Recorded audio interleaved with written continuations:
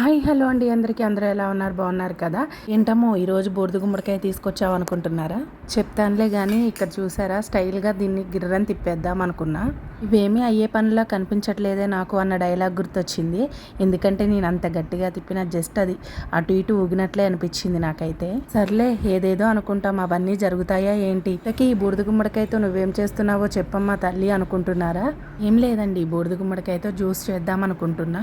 ఆ జ్యూస్ చేసుకొని early morning తాగడం వల్ల చాలా హెల్త్ బెనిఫిట్స్ ఉన్నాయి. సర్లే మనం కూడా ఒకసారి ట్రై చేద్దాము అని చెప్పేసి ఈ కాయనైతే తెప్పించా. ఇంతకుముందు ఈ జ్యూస్ని అయితే చాలా సార్లు తాగా, కానీ నేను ఇంట్లో అయితే ఫస్ట్ టైం ట్రై చేస్తున్నా. ఈ కాయని కట్ చేస్తున్నప్పుడే చాలా డౌట్స్ అయితే వచ్చాయి.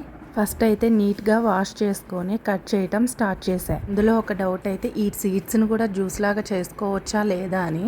ఇంతలో మా ఫ్రెండ్కి కాల్ చేసి అడిగితే తను చెప్పింది ఇవి కూడా హెల్త్కి మంచిదే, జ్యూస్ చేసే వీటిని కూడా వేసి అని.